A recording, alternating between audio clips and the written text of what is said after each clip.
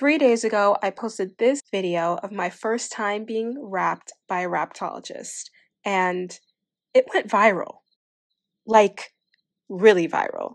You all had a ton of positive comments to share and a lot of questions. So today I went back to Philly to meet up with NETFA again. In today's video, we're going to do a tutorial on a few different styles that we love, and I also got the chance to ask NETFA the questions that everyone wants answered. Without further ado, let's talk about it.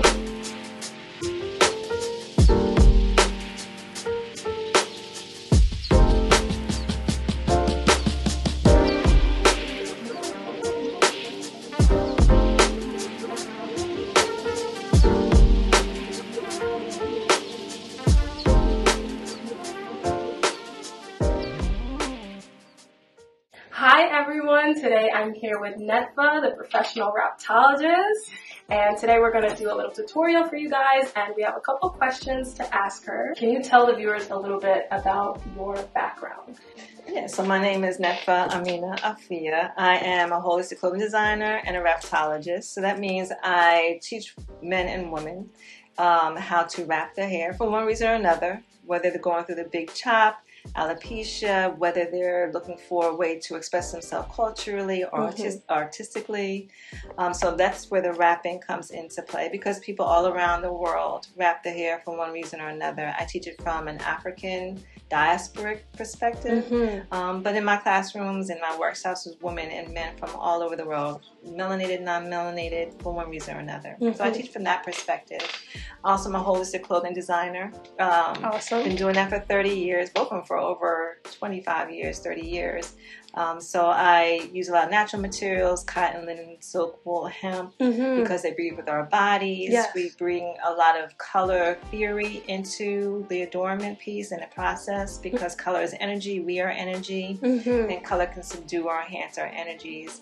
I've been doing this again for 30 years. I went to school for family and consumer science. I have my degree in family and consumer science. Okay. But it was a specialization in fashion merchandising. The gift of creativity comes through me ancestrally. So I didn't go to school for that part. I wanted to get the business part of it and the consumer family sciences in the mix. So how did you learn, and who inspired you to start head wrapping? You know, talk about that. Tell us about that. So I'm not from Philly originally. I'm here now, transplanted here from New York. Originally lived in Jersey most of my life.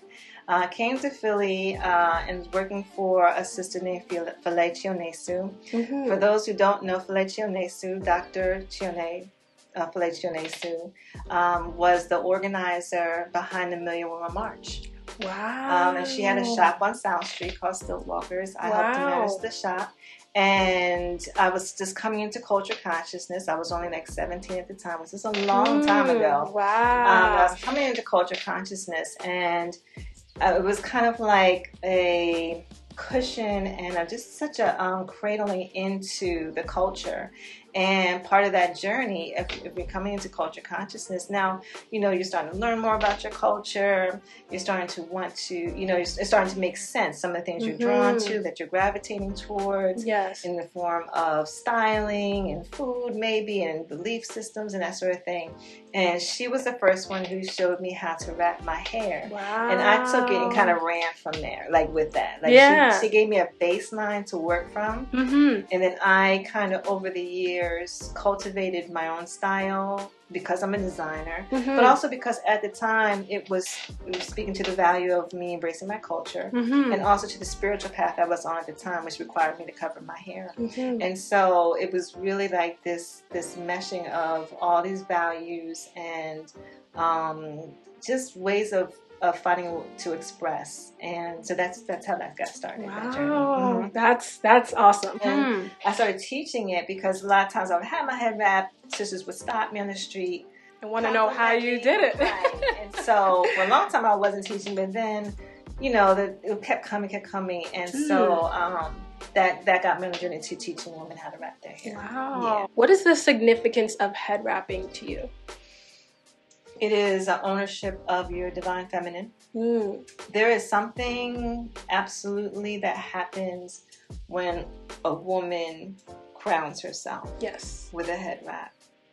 Or even when you think about our grandmothers, or maybe your grandmothers, you know, past, present, when they would pull out their church hat. There's like this ownership of your regalness, your DNA connection to royalty, I think. Yes. There's an ownership that comes with it. And it's a very transformational experience because, you know, the world definitely responds differently to individuals. I mean, the world itself responds, you know, our outward expression is a reflection of our inner consciousness, right? And as humans, we judge on view, right? Yes. And so when you're adorning your hair or crowning your hair, wrapping your hair, there's a value that speaks to this ownership, right?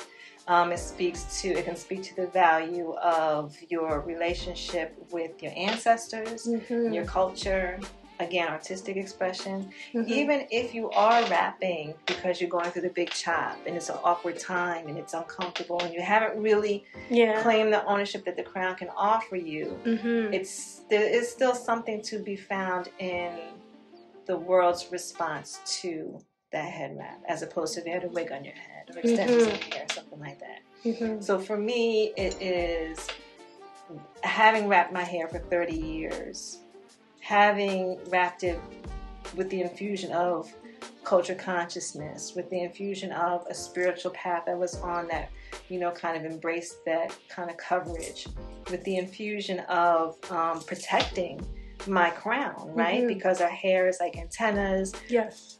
The world has a lot of negative energy in it too that we can easily absorb. So there's a protection aspect to it as well. So there is all that's kind of infused in wrapping my hair. The biggest part of that, though, is there is something to be said about the art of head wrapping. We're moving our hands in a certain direction. We are creating this extension of ourselves through textile, and we're using hand mudras. Really? To do this, right? Yeah. And my mind didn't even connect with that. Yeah. As opposed to just, you know, there's been opportunity along the way, especially because this is my business as well. There's certainly been opportunity along the way from my other comrades who are Wraptologists as well.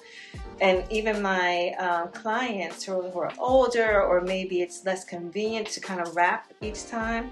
Much easier to kind of have something already made, put it on your head and go out for the day, right? So there's always been this kind of like encouragement, this push to do it that way. Yeah. For me, and I totally get it, like especially if you have mobility issues, if you know, there's a place for that. But I would be remiss if I, you know, kind of exchanged the artistry and the energy that is found and the connection that is found in actually head wrapping with something you just put on your head like a hat. So it's more of kind of like a meditation, almost it's like a practice. It's a ritual. Yeah. It is.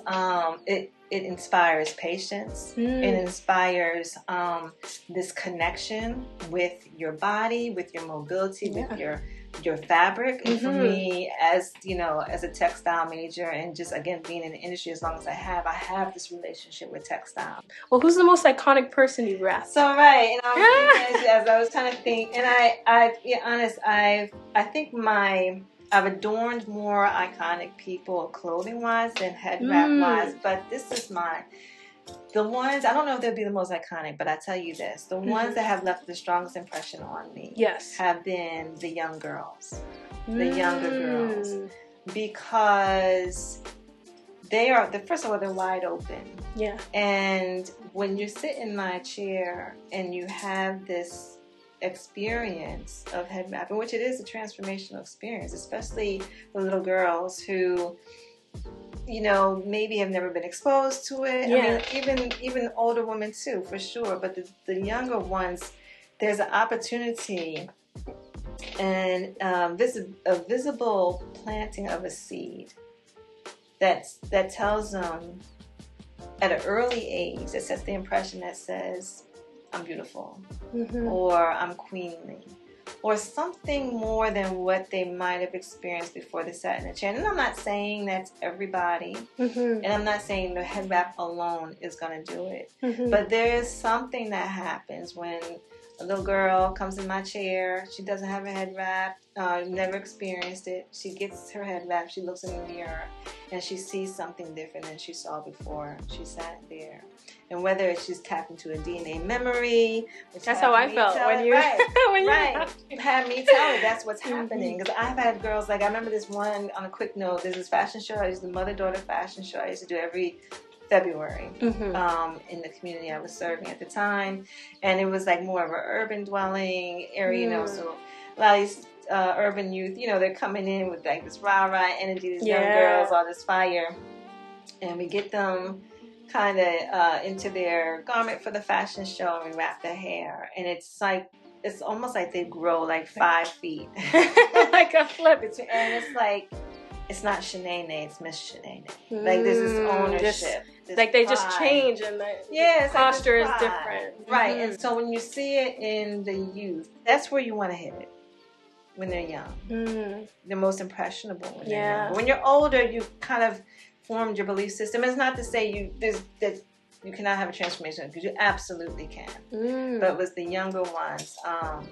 that's just, I'm humbled to be a catalyst for that. When you're wrapping, and this is not even just about the wrapping, it's just about how we present ourselves in public, right? Again, this is our outer expression of the inner consciousness, and you never know who's watching. You never know who's taking note. Yeah. Right? And how you might be inspiring someone, or, you know, turning them off, you know. And so we can be conscious, and we can carry that consciousness in our walk. And it's not to say that I don't have my bad days, and, you know, I'm always kind of like thinking who's watching, but it's just, I think with the younger ones, especially now, it's really important for the younger ones to kind of see representation in us, and we owe it to them to kind of be as in tune with ourselves as possible, especially with our higher self or divine feminine. Wow, that's incredible. Yeah, that answer blew me away. Oh, okay. Because I didn't even think about you know it from that aspect. Right. And can you tell the viewers, you know, how they can find you online? Absolutely. So you can find me on my website at simplynetfa.com. Yes, and that will be on the screen and in the description. Right. I do offer one-on-one consultations for head wrapping and adornment. You can find me at I9 Collective here on South Street, listen to me, 52nd Street in West Philly. So it's 1439 North 52nd Street. We just opened 2 years ago. Congratulations. Thank you. And in this space, certainly house my creations, as well as several creations from Black and brown artisans who are most of them practicing slow fashion. They're heart-based businesses, meaning there's some integrity to the work that they're creating. A lot of them create one-of-a-kind pieces and healing pieces in this space, and so it's like a treasure find. Yeah, you know? It is. It is. When I came in, I felt the energy. Yes, it was so positive. Right. It's all about raising the vibration. And so we have 4 Black-owned, women-owned businesses on this one corner. Wow. Taking up the whole block. That's actually awesome, and I hope it expands. Yeah, absolutely. And so we do on-the-spot head wrapping here. We sell head wraps here. We have a plethora, again, of Black and brown artisans as an artisan collective here. So that's 1439 North 52nd Street, I&I Collective. I&I, all the we are one. Collective here on 52nd Street. Awesome. Well, you've heard it here first, guys. Thank you so much. Thank you.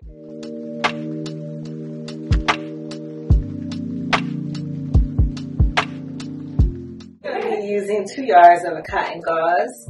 Our cotton gauze that we carry here is hand-dyed. Actually, we work at the collective of women in India who tie-dye and hand-dye our cotton gauze. Cotton is really nice. Cotton gauze is really nice because it's lightweight, as you can see and feel. It's breathable, and what's the best part about it is that it holds really nice. Because that's usually the issue. A lot of times with women when they're wrapping their hair, and men, it's like how to make it hold, how to make it stay. But with the cotton gauze, it has a little bit of give to it.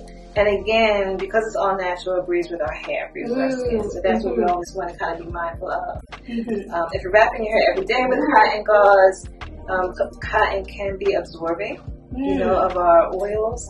So it can cause some dryness if you're wrapping every day. But you just kind of like counteract that with just oiling your hair, maintenance your hair. Okay. Today we're going to do a couple of different styles with this one fabric, which is really great. It offers a lot of versatility, which a lot of us want. We can wrap this on our head, we can wrap it on our body, do a scarf around the neck, do a sarong around our waist, do a bathing suit cover up. So it's a really great fabric to throw in your bag and have on hand for any kind of adornment like that.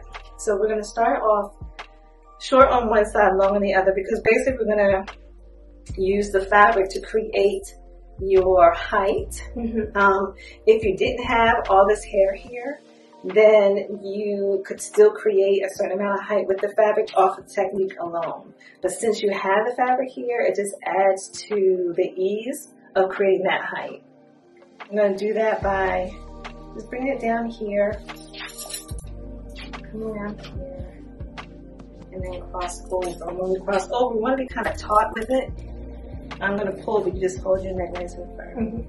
So the first time around, you want to be kind of tight with it because that is what's going to secure the head wrap on your head. And the rest of the way, then is kind of fun side all. No, that's not a picture. Each time we go around, the idea, the concept is you're going to kind of go on an incline higher and higher each time because you want to get that height. If you want to keep it low, just kind of monitor when you go around, just kind of keeping it lower. But this one we can afford to give it a little height. You have the hair there to hold it. And now we don't have to do it as tight. Now we're just kind of wrap, tuck is like the concept. We're wrapping, and then we're going to find a place to tuck it, which is great. This material tucks so easily into the folds. And then once you find a place to tuck it, you can leave it there. Or what we're going to do, we're going to give it some style, give it some form, some shape. And the goal is to have it tight, but not so tight that it gives you a migraine or a headache. That defeats the whole purpose. And there it is. Right. First style. Where we accent, where we give it the kind of part, right? The part, so to say. It's kind of based on the shape of our face. So you have an oval face, right? So you can afford to part. You can go straight across with it. You can part it in the middle like we just did, or you can put accent on the side like I did. I have a longer face, so for me, if I want to accentuate the length of my face, then I'm going to put it right here where I put yours. If I have a rounder face and I want to make it look less rounder, I'm going to put it here again. Or on the side. If you have a rounder face, going straight across is going to make it look rounder. It's called face framing, so we do the same thing with head wrapping. Okay, cool.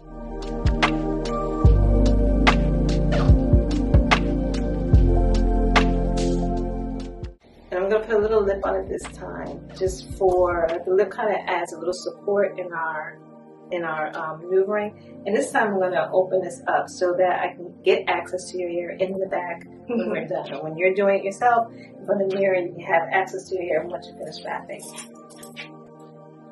So again, crossing over, getting it up to your face. And we have our hair back here. The fabric, again, we're going to create a support around your hair so that when we do let it out, it doesn't weight down your fabric. This one, we're not going to go as high, but we are going to give it some height. We'll come back and accent this a little bit more when we're done. We want the hair kind of coming out the top as opposed to laying in the back. So when we go around the back, we're going to kind of give it a little tautness. And then we're going to streamline it and find a place to tuck it again. So we're going to heighten this in the back so that we can let this down on the sides here. Okay. Woo! When you raise this up too in the back, and I know people can't see, but when you raise this up in the back, what it does is lengthens this neck here. This is considered an erogenous zone in many Eastern African cultures. Gives your crown more of a queenly stature and elongates your neck. And you can even put your hair in a bun too. Absolutely, absolutely. Yeah, tuck it in and just have, you know, peekaboo type of effect. Oh yes, I love this one. And this one, we're going to tighten your hair up a little bit more so that when we make the Bantu knot, this is sitting right where we want it. I'm just going to be a little further to the front. Okay. So this one here, we see we're starting a little differently. We're starting to sit in the back, even on both sides, scooping it up. And I got a comment that said, her hands look like they're so gentle. And I was like, they are, y'all, they are. We're going to do two things with them. We can cover this up. Okay. But we're going to start open first. Okay. Open here. We're just wrapping around, like back and forth. And then you're going to tuck again. Kind of a knotted effect. Very simple, very quick, very easy.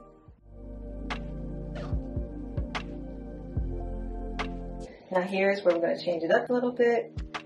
Let's take the ears out. Let's cover this up, the fabric that's behind there. Okay, so you're just kind of pulling it up and then tucking it in? Basically. Yeah, this fabric is great for tucking because it just, because of its lightness, but also because of its stretchability. It has this little stretch to it that allows you to kind of really play with the folds. And then this one here, we're going to do a double strand knot, like a Bantu knot. Okay.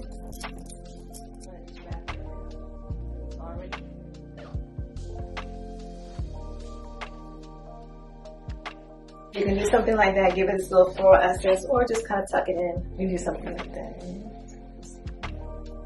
And you can use hairpins to accentuate it. You can use a second wrap to bring it around so you have a two-tone wrap going on. A couple of options with that. So awesome. Yeah. I didn't even realize you could play around with it so much. Absolutely. I feel like most people, like around my age, we usually just, you know, the Bantu knot in the back and, you know, that's it. Or sometimes I see some girls, like, they'll have it kind of like a headband. But I didn't even know you could get this, like, creative. You can get really fun with it. I think once we take the anxiety out of doing it right, then you can really get creative and have fun with it and form a relationship with your headband. You know, I think too, if the closer to natural fabric that we can stick to, the easier the experience will be for us. Because what happens a lot of times with my clients or when I'm doing workshops, the big complaint is how do I keep this, like, what's the best fabric to use? How do I keep it from slipping? And how many yards do I use? 2 yards is a great length. It gives you enough to give you some versatility without overwhelming you. Cotton or a natural fabric like a cotton is great because it's breathable, it's all natural for our hair. It holds a little bit better. Polyester, which is the majority of our fabric right now, especially in scarves, if you're buying scarves, they also have a little polish to it, and the polish is what makes it slippery. So a lot of times it's not us, it's the fabric that's causing the slippage, not something we're doing or not doing. It's just working with what the fabric characteristic offers us. So again, the cotton gauze is a really great one to start off with, to end with, because it does offer that stability. And like you move down and around, it's not going anywhere. This has been here all day.